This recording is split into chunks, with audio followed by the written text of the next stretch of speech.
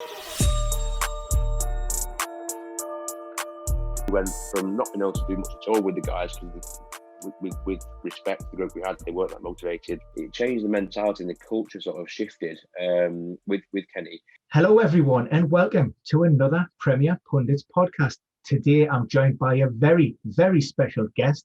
It's Phil Hayward, former Director of Performance of Sports Science at LA Galaxy and former Head of the Medical Department at Wolves. Phil, it's great to see you. How are you, my friend, and are you enjoying the Euros? Yeah, thank you very much for the very kind words in the introduction. Yeah, great to see you too. Yeah, really enjoying the Euros. I've not probably watched as many games as I'd like to have watched. The young family draw line through the early kickoffs, but the evening games I've managed to watch a fair bit of. So I've seen the odd 8 o'clock kickoff, and I watched the England game on Sunday. I've not seen as many as I might have liked to, but hopefully as the tournament progresses, I'll try and make sure I get across more of the matches. Yeah, I feel your pain with the young family. I had this idea that we would sit down with the kids and we'd all watch the football and it would be great. And I think we were about 30 minutes into the Italian and Turkey game, and the little one basically just went, "Dad, this is just not very good, is it?" And I went, "Let it grow on you, but small steps, Phil, small steps." But I mean, before we go into the crux of the matter and we talk about how things have been over the last sort of year or two, I want to touch upon an incident, and this drives me absolutely crazy. It was an incident involving Benjamin Pavard of France when he played Germany the other night. And this is regarding concussion protocol, because it's something in terms of the media. It's very high profile. It's covered a lot. We hear a lot of lip service from UEFA, FIFA, football federations, the Football Association. Now, I was watching the game. I didn't actually have the volume on the TV, so I was actually recording a podcast, and I seen the incident, and I didn't at the time actually realize that Benjamin Pavard had been knocked unconscious. He had medical treatment. He got up, looked a bit groggy, but then continued to play. However, post-match, the player comes out and says, "Yeah, I was out of it for 10 to 15 seconds."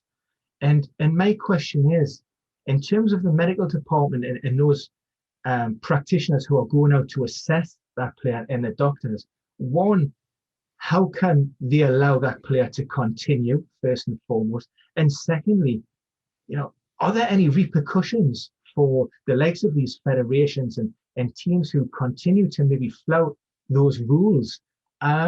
Because it seems to be a regular occurrence, certainly on the international stage. There's a high profile one at the World Cup. And I'm just wondering what it actually takes for somebody to stand up and listen and really make a stand against, because to me, it seems it should be black and white.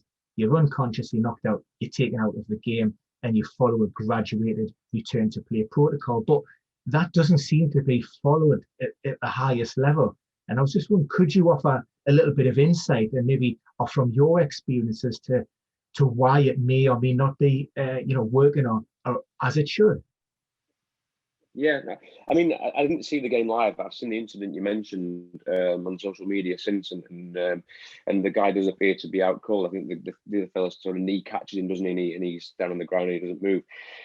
I'm going to sit on the fence a little bit and say that it's always so easy to sort of sit at home in front of the TV and to say, as a medical practitioner, I would have done it differently, or why have you done that? And it's very, very easy from your sort of sofa to sort of say that.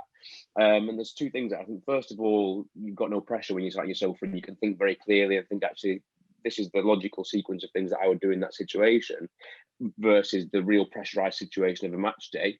And then secondly, you never quite know what's actually gone on the field. And I know the guy came out afterwards and said, "Look, I was out of it for 15 seconds." So him out of it might have meant a bit dazed rather than completely unconscious. And the doctor may have found something that we don't necessarily know about when he got there. I know, I agree with you. It looked like the guy was out cold, but I think it's always important to kind of trust the medical professionals that they're doing the right thing. And on that basis, I'd say, until you know exactly what happened when the doctor arrived there to sort of see him, or the physio arrived there first on the scene, it's difficult to make a real comment. But I think we both probably know that the guy looked like he was unconscious, and on that basis, he probably was.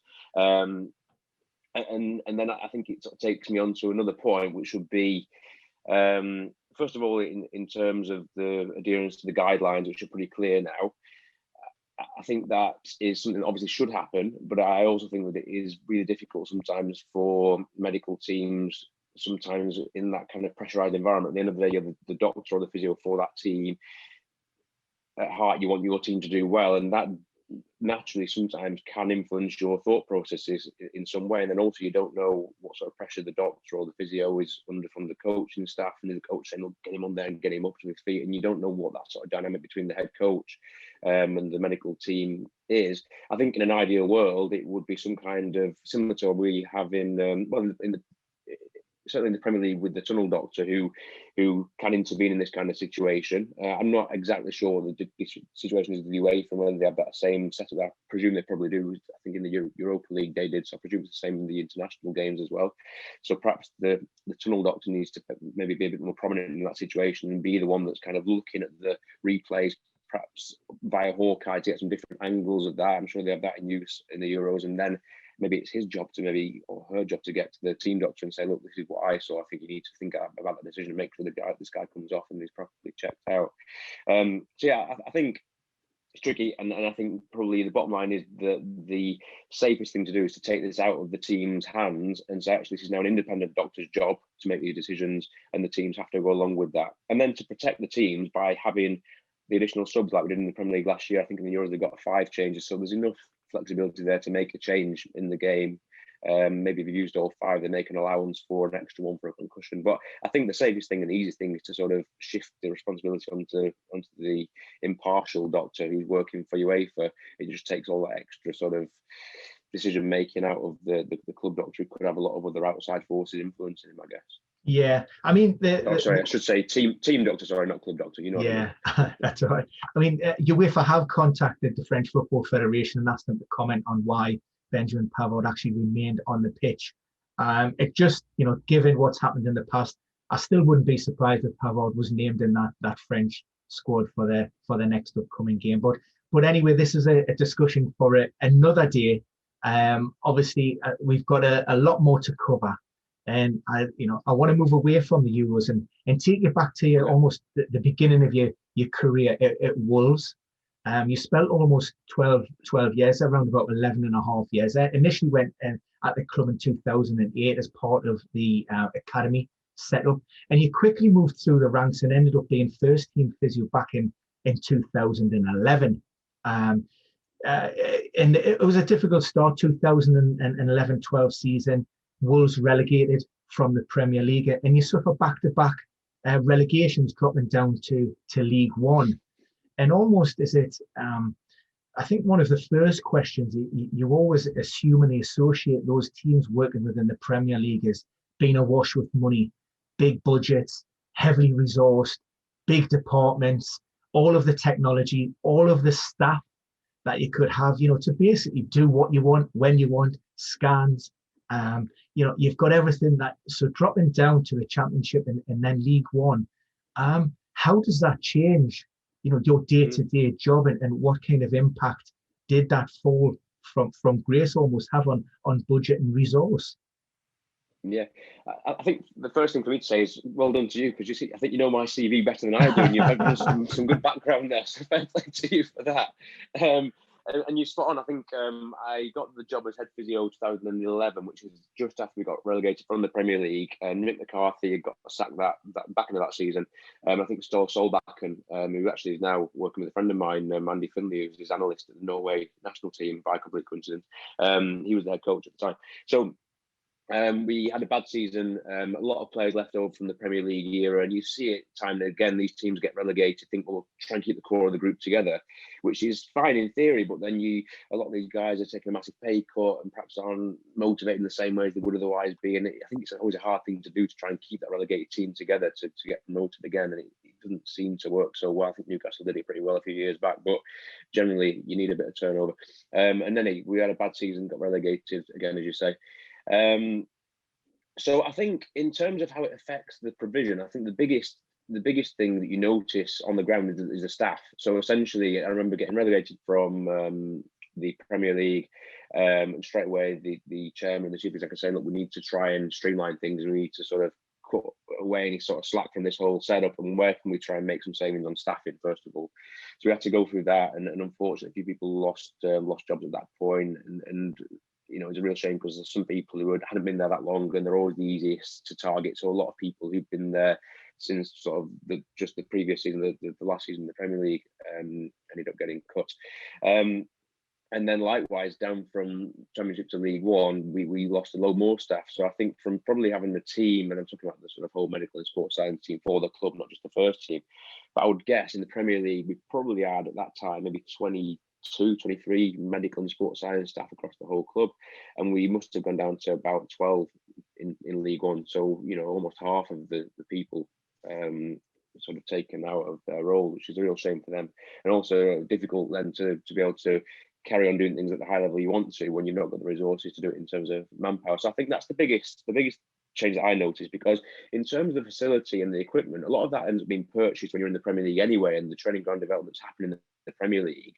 So you end up with this kind of legacy, if you like, of things that you didn't Premier League. I think that's why that's so important for teams that get promoted to really invest wisely when they've got the money, do things in a sustainable way, so that actually you have a positive impact on the club for years to come.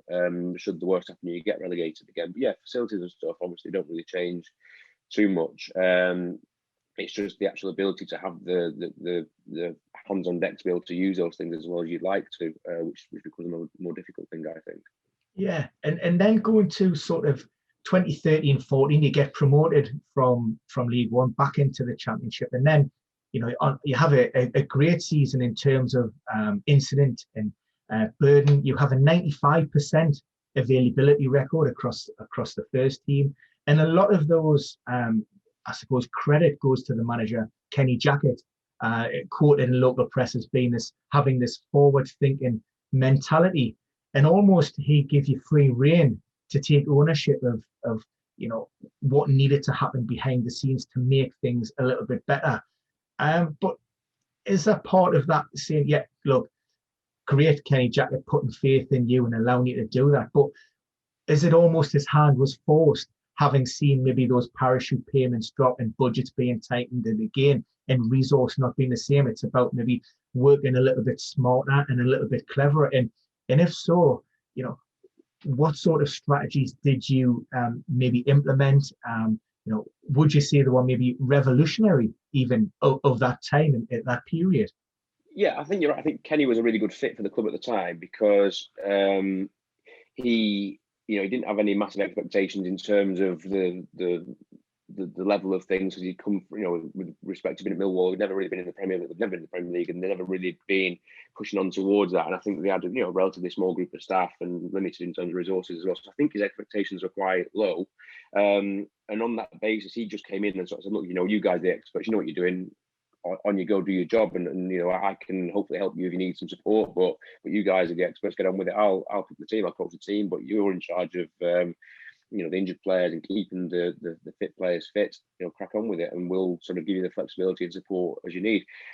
And that was a real breath of fresh air for us as a department, because it meant that we had a lot of good ideas beforehand, which hadn't always been that easy to implement with some of the managers that we'd had previously. But with Kenny, we were sort of saying, look, okay, we want the players in the gym from 9:30 every morning. We want them in the gym for 45 minutes or an hour, ideally, before training, just to go through some micro dosing, some low load exercises, some specific movement pattern stuff, just to really prepare them well for training and get them into that mindset of actually seeing their training day as being perhaps a 3 or 4 hour day, whereby they arrive at 9 and work starts at 9:15, 9:30. They're in the gym preparing to make sure they're as good as they possibly can be and as ready for training as they can be by 10:30 to be able to perform really well during training.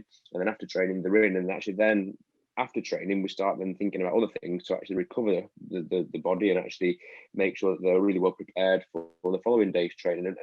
And Kenny said, look, whatever you need me to do, I'll support you. So if you want me to tell the lads you've got to be at 9:30, I'll tell them they've got to be at 9:30. So we went from not being able to do much at all with the guys, because with respect to the group we had, they weren't that motivated prior to that either, and they'd sort of roll in late, have some breakfast in the Stratton training pitch and train, and then get lunch and disappear off home, a lot of them. So it changed the mentality, and the culture sort of shifted with Kenny. And to be fair to him, he was great. He just gave us that flexibility and said, yeah, look, if you want to do that, we'll do it. If you want to do 2 gym sessions a week, we can do that. If you need 20 minutes between the warm-up and the football part to do some high-speed running, for example, or some conditioning or some agility work, whatever you guys think is going to give us the best chance of keeping the guys fit, but also give us the best chance of the guys performing from an athletic perspective as well as they can do on a Saturday. For me, then I'm all for it. So it was great. He just allowed us to have that flexibility to do the things that we'd wanted to do for a long time, but perhaps not been able to actually do because of the strict parameters that the previous managers, and it wasn't just one, had sort of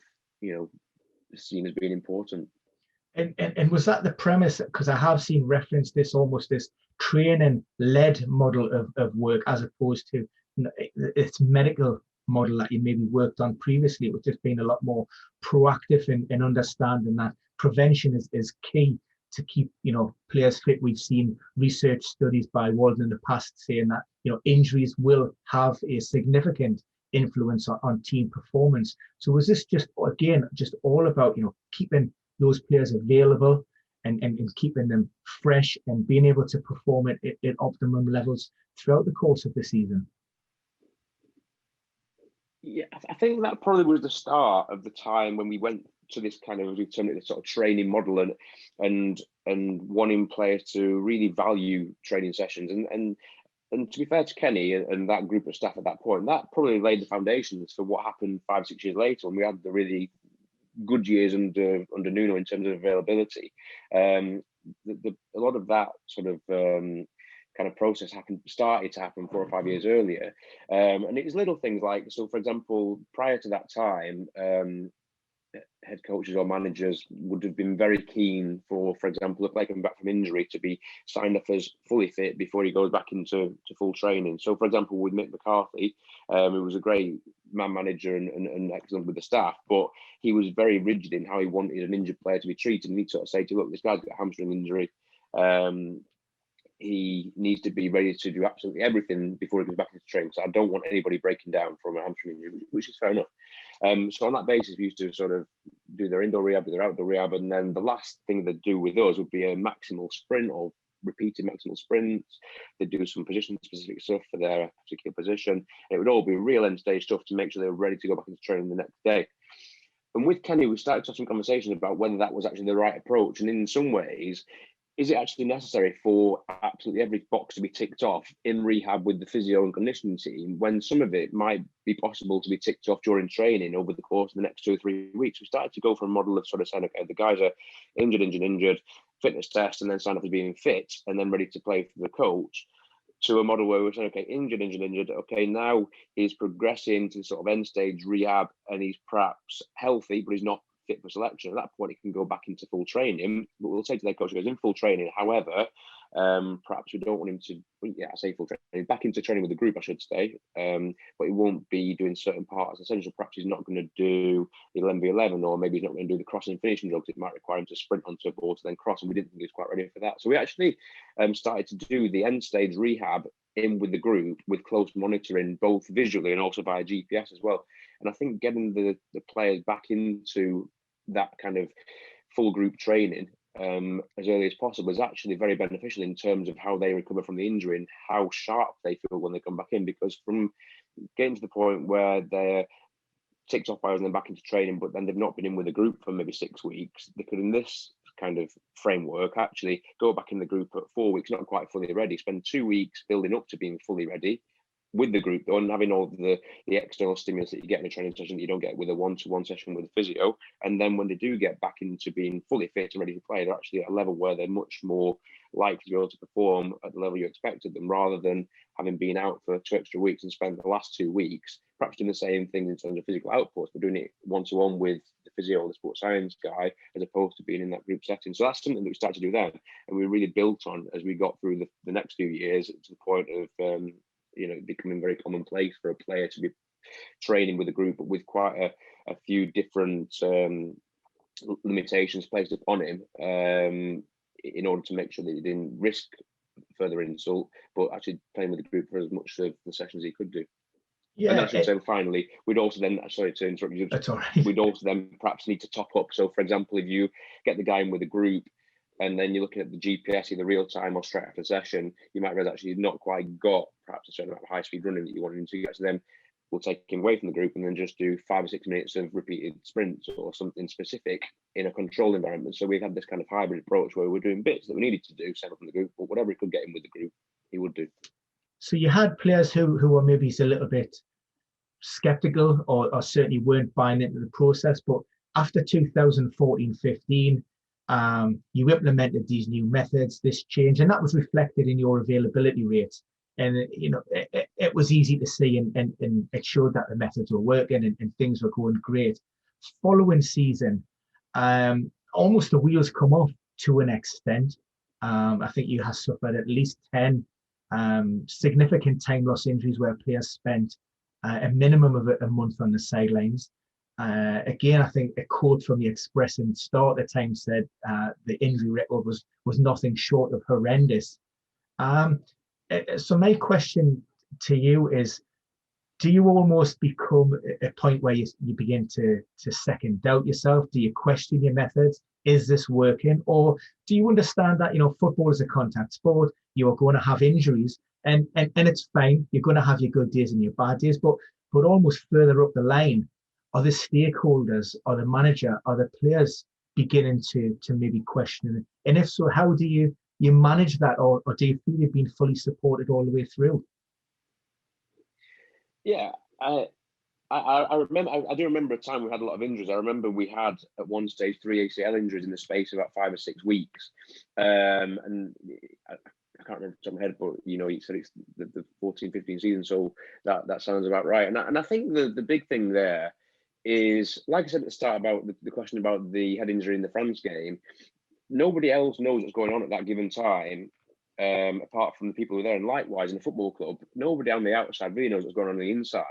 And we know full well that if we have a great injury record, it's not the medical team or the sports science team who are, the ones who should be given all the credit for that. It's a massive effort from everyone in the club, and that's not just the coaching staff and the medical team, sports science team. It's also things like recruitment. Are we signing the right players of the right profile without a big history of injuries? It's the academy producing good enough players to actually be able to fit in with the first team, to ease the burden of some of the training sessions on the first team, because actually, maybe we can use some of the younger guys to supplement sessions to take some of the load away. So there's loads of different things that come into it. And likewise, when things go badly, it's never just one person's fault either. It's often a cumulative situation which causes these things to happen. And also misfortune comes into it from time to time. And you have good fortune when things go really well. I mean, for example, at Wolves the last couple of years I was there, I don't think we had an ACL injury that I remember, which it means that we talk about these stats, which I don't read too much into, but I mean, you mentioned sort of 95%, but you have an ACL injury with a guy out for 9 months, and suddenly that's 5% already gone. If you've got a squad of 20, so you're then starting from 95 anyway as your baseline, and anything, any subsequent injuries come off that number. So I don't read too much into those sort of stats, to be honest with you, because I just think that until people really understand what goes on the inside, no one's ever really going to be able to fully understand why perhaps some things happen. And I think the important thing is to recognise that when things haven't gone well, what are you doing to address that situation internally? And are you having the sort of the review meetings and almost sort of the black box thinking, and sort of really breaking down what happened in the period leading up to the meeting? It might just be leading up to the injury. It might not just be the week or two before. It might be sort of 4, 5, 6 months before. What's happened is he had a previous injury, like maybe had a hamstring injury, which then was never properly rehabbed and wasn't quite right. And as a result of that, he started to move slightly differently, which then perhaps placed some extra load elsewhere. And then that lead potentially to an issue in frontal plane control and cause an ACL injury, for example. So there's loads of stuff that you need to look at once things happen. But then likewise, when things are going really well, what's causing things to go so well? And I think it's important to have those meetings as well and say, okay, guys, we're having a great time here. Let's enjoy it while it's happening, but let's also think about why we're having such success and what we're doing well. We need to make sure we remember and carry on doing these things well as we go forward. So I think there's lots that goes into it. And yeah, I think the key message is never get too up when things are going well, and never get too down when things aren't going so well, and don't take things personally, really. Yeah, look, Phil, I know you're not big on numbers and stats, but I'm going to throw a few your way anyway, because in Premier, injuries towers. The team down at Wolves always have this mythical godlike status, and with other professionals that I've spoken, other clubs around the Premier League, they always reference your injury record and what must go on and the great work that you do. So those are conversations that are being had. But 2017-18, you were promoted from the championship. You were awarded the Medicine and Performance Team of the Year award by the FMPA. And that's when you sort of came on our radar. I mean, primarily we only cover the Premier League, and you made that step up in 2018 into the Premier League. And we all are watching, with bated breath to see how you would handle the situation, that increase in intensity, maybe not maybe so much the number of games, but, like the fast, high energy paced environment of the Premier League. And you arrived and in that first season, you only suffered what we classify as 5 significant time loss injuries. So that's injuries which resulted in a player missing at least one Premier League game. You compare that to Manchester United of that season. They suffered 60. I know it's not directly comparable. They were involved in European football, but still, in terms of days lost, we had 88 recorded days and only 12 days lost between the end of January and the end of the season in May. Again, the team that topped our chart for that season was 1,385, so just under 1,400 days. And what I haven't mentioned was one of those significant time loss injuries was actually to Johnny, who suffered a major collateral knee ligament injury while representing, the Spanish national team. Now, with most players elite level now, the expectation is they're playing in and around maybe 55, 60 games a season. The majority of those games are happening with less than a 5-day recovery period. So, in terms of what FIFPro would say, that's in the critical zone, players most at risk of picking up an injury, or as Arsene Wenger used to refer to as the red zone. How difficult is it to manage a squad, manage the players, and particularly when people consider, Wolves have always having one of the smallest squads within the Premier League. Do you think that sort of helped you during that initial sort of step up as to why those, you had to keep that availability rate so high? Yeah, and I think that a big part of the rationale for that small squad was that we would back ourselves to keep the guys fit and healthy, and the head coach and his group of staff really bought into that as well, and also that was mirrored in the recruitment. So the recruitment guys knew that we might only have a squad of 18, 19 players. They have to be 18, 19 players who are going to be very robust, very reliable guys who can play week in, week out. So if you compare the signings we made at that period and also the year before when Nuno first came, we were in the Championship. A lot of those players were guys who were 18, 19, 20 years old, never had an injury in their life before, and literally looked like they could play 55 games a season, very good athletes. So I think that gave us a real head start. And then I think the second thing was the kind of communication to the players, both from the coaching staff and from the medical and sports science guys, was that we were going to have a real focus on making sure that we kept you guys healthy. We're going to do everything we could to achieve that. And we knew full well that if we didn't do that, then we were in big trouble, because we lost 4 or 5. Well, even if we lost less, for example, Raul Jimenez played the whole season. If he had an injury at any point, then we didn't really have a backup striking option necessarily at the same level. Same at centre back. We probably had four centre backs for the 3 positions at the time, but the next one in probably wasn't the same level as the one that would have come out. So we knew that we had to keep these guys fit, and the guys knew that too. And I think they really responded to that and did everything they could to really look after themselves. And I think I spoke a little bit before about how we'd started to go towards this training model and trying to really reintegrate people into training after injury in a sort of progressive and gradual way.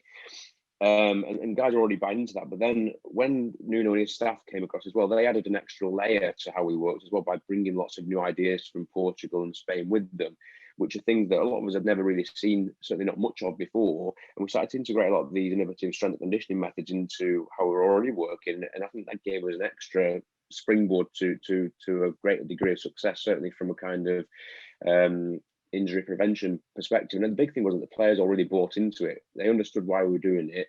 I think we did a good job at really explaining to the guys why we were doing what we're doing. I think with professional athletes these days anyway, but certainly at the top level, they don't want to just be asked to do something and told, you're doing 3 sets of 10 exercise, go and do it. They want to understand what you're asking them to do and then why are you asking them to do it in terms of how it might impact on their performance, or how is it going to help reduce their potential for injury? I think we did a really good job of explaining those things to the players, which meant that they really bought into it. And then suddenly you get a real kind of positive cycle then of players actually wanting to do stuff. You'd have players coming to you to say, okay, we're in the gym this afternoon and do some extra bits and pieces on that particular piece of kit. And we got into a real kind of good routine of players getting in nice and early. They'd be in the gym doing their own work. We'd have 3 or 4 staff around them in the gym. And that was a big thing as well. You compare that period to the times before when we'd been in the Championship or even further back in League One. We were now well up and above the staffing levels that I talked about in the first place. I think we sort of maybe had 22 or 23 staff in the Premier League first time round. Well, this time round we're probably around 30, 32 staff. So, we've gone up another 50%. Again, which then allowed us to have lots of contact time with players. So I just felt like in that period, we just really got around players, and would make sure that if a gym session was on, we'd probably have 8 to 9 staff in there, and we'd work as one group of staff with the players. It wouldn't be the physios doing something, the sports scientists doing another thing, the analysts doing another thing. Even the analysts were getting in the gym, and we were saying to them, might have been filming, so John or Matt, the analyst, would come into the gym, and we'd say, okay, do you mind setting up filming that single leg squat, for example, and then they click those images, send it to us, and we could review how guys are moving during the session. So it was a real team effort, and everyone just understood that we're going to get around the players, give them absolutely everything that we could in terms of support, and then the players responded to that by absolutely to the nth degree doing everything that we asked them to do, and really committing to those processes as well. And that carried on into not just strength and conditioning, but also things like recovery protocols and things we might do after a game, or even before a game, the way we were traveling. We started to bring a chef, and we tried to improve every aspect that we could, anything that we could do to improve that package in terms of performance and prevention. We really did. And to be fair, the club supported us really well from a financial perspective in terms of equipment, staffing, and also other facility improvements as well. Yeah, I mean, you talked about Nuno and his staff adding this additional layer to almost this package, and there's obviously a big, strong nucleus, this Portuguese influence of players now within the group. Do you think that influence of those players, because it's maybe how they've been brought up in football differently, how they've been coached, how they've been managed, do you think that influence, it was second nature to them, but almost that brought the rest of the group, it allowed them to buy in to it, and really sort of, those guys, they followed their lead, and they really sort of helped take the club forward? Yeah, I agree with you. I think a lot of the players had worked in similar ways before, and to be fair, 2 or 3 had worked with Nuno and his staff before at Porto, so they knew their philosophy in terms of strength and conditioning especially, and we're already pretty up to speed with some of those ways of working. And I think you are right that then when some of the other players see that these guys have really enjoyed doing it, first of all, because I think it's important that you actually enjoy the sessions. The last thing you want is a gym session happening and the players don't want to be there. So it's actually quite an enjoyable session to be in. So the guys enjoyed it. They saw that they felt that the sessions were really beneficial in terms of performance for them. And then as a result of that, they get on board and want to know a bit more about it and want to start doing the same things too. So I think, yeah, you do get a bit of a snowball effect when you get 3 or 4 of the guys doing it, enjoying doing it. That generate some traction, and then more and more players jump on board, and eventually then you get the whole group doing it pretty quickly. And I think you end up just creating this culture of players just wanting to just work hard for the staff, in terms of sort of saying, look, we appreciate what you're doing for us, we're going to give you more back, we're going to do everything you ask us to do. But also I think for another as well, and they also knew that if I perhaps show up a gym session today, and then that might have a negative impact, because they did see the benefits. And I'm sure they thought, if we don't do a gym session today, it might have an impact. It might mean that we don't perform or risk an injury. That's going to let the rest of the team down. I can't afford to do that. So they just really bought into things, I think, for both those reasons, both for one another and also in terms of feeling that responsibility towards us, because they could see that we were putting a lot into them. They wanted to give that back. So yeah, Phil, you touched upon, I mean, for somebody who's been in at Wolves, had been in there and worked your way up from 2008 as an academy, and you mentioned now that you're working with a department of 30 plus members of staff. How did your role evolve, and how difficult was it to manage a department of that size? Yeah, I mean, well, it evolved an awful lot. So when I first got that role, I was very, very clinical. I was probably spending 70, maybe 80% of my time doing clinical work. I would oversee the entire rehab for a player who had an injury. and then do the sort of managerial bits and pieces at the end of the day or in the evening a lot of the time, or when you're travelling to and from a game or whatever else. And it was manageable. It was hard, but it was manageable.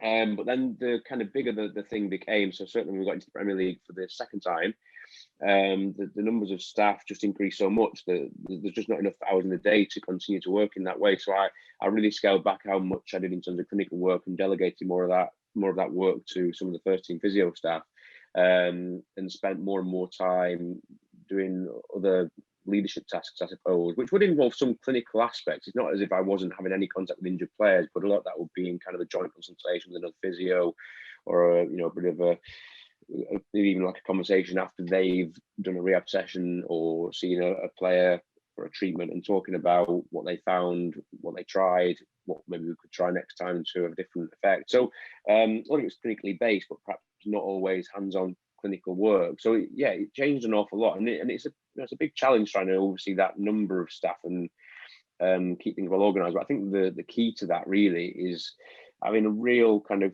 clear philosophy and clear way of working, which everyone really understands. So we wanted to try and get the same approach going right the way from the first team, even down to the younger parts of the academy, from a sort of sports science and medical provision angle. And that's not to say that the under 10s are getting the same level of care as the first team guys, but there's some kind of key, we used to call them golden threads, keeping with the colour of the shirt. And we used to say that these are the golden threads and the strands that everyone's going to do in the same way. And it's kind of,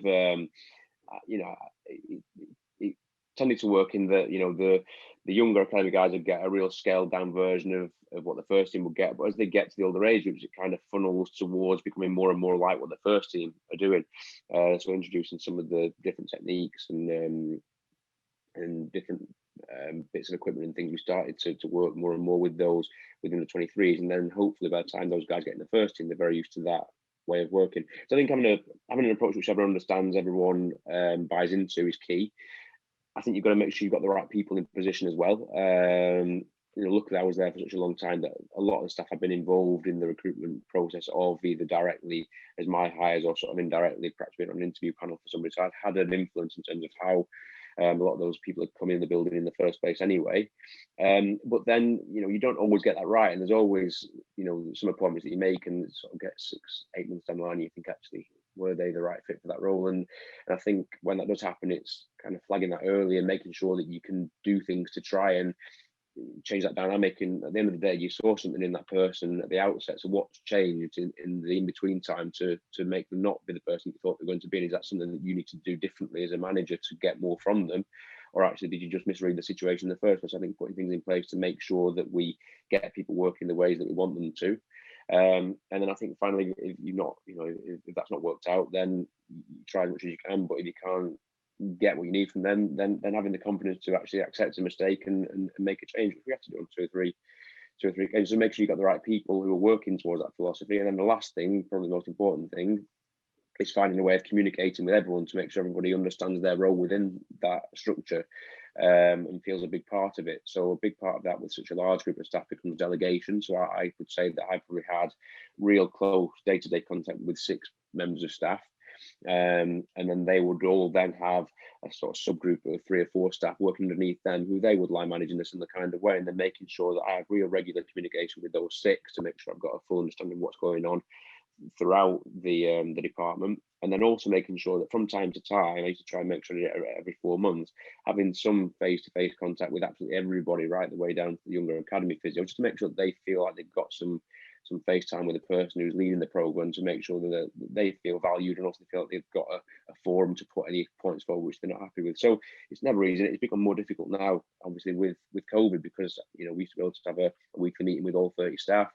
In more recent times at Galaxy, we've got less staff there, but a lot of that has to be done via Zoom or other means of communication, which makes it very, very tricky. So I think it's more difficult, and hopefully as things improve, it can become more fluid and more face-to-face meetings, which I think generally tend to work better for people. Yeah, I'm glad you touched upon Galaxy, because in early 2020, your time at Wolves came to an end.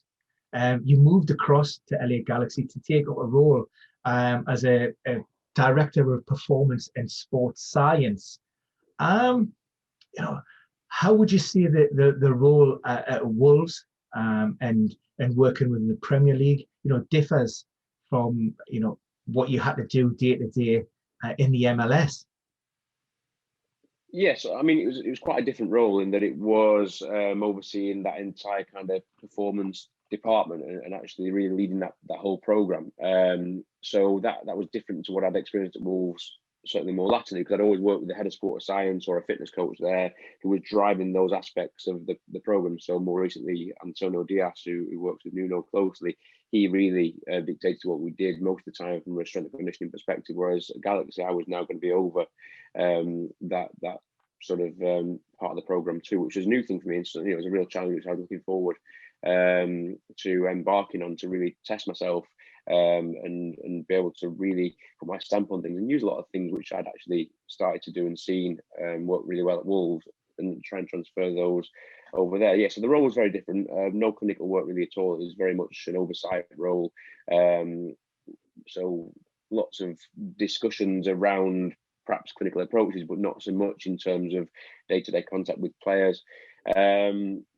And a lot more kind of higher level planning in the MLS. There's a lot of difficult challenges which you wouldn't necessarily appreciate from afar in terms of, for example, logistics around traveling. You've got many time zones from east to west. You've got 4 different time zones. You've got big disparities in terms of temperature fluctuations as well. So you could, for example, be playing in Toronto, which might be -5, whereas you just left Los Angeles where you trained the previous day and it's 25 degrees. So there's different challenges to navigate and try and find solutions to combat there that you wouldn't necessarily experience here. So there's some really different, unique challenges which I really enjoy getting my teeth into, and something which is quite different to what I'd experienced in my time at Wolves. Yeah, and would you say you're more comfortable in that medical role, or do you like the new challenge of this overseeing this sports science, this data-led maybe modeling, and maybe just controlling things from afar and understanding the bigger picture and the philosophies more, as opposed to just getting on down and dirty with the hands on? Yeah, I think so for sure, I came into the profession in the very first place to be a clinician, to work with people, and I think that always is a big part of why you did what you did, and it's always going to remain with you. So I certainly do miss those aspects when I'm in these higher level leadership roles and having very limited contact with players.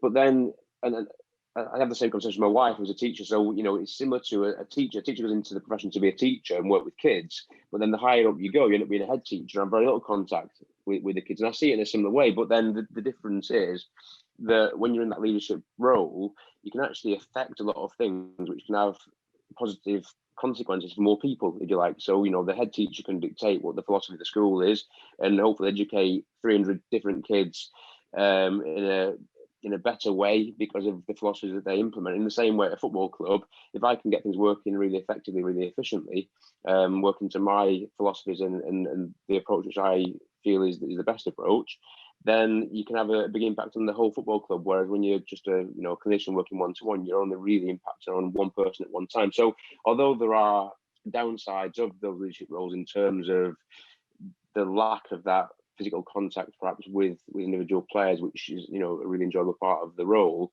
I do feel like the actual satisfaction you get from being able to sort of really affect and drive a whole program more than makes up for that lack of face-to-face contact with individual players.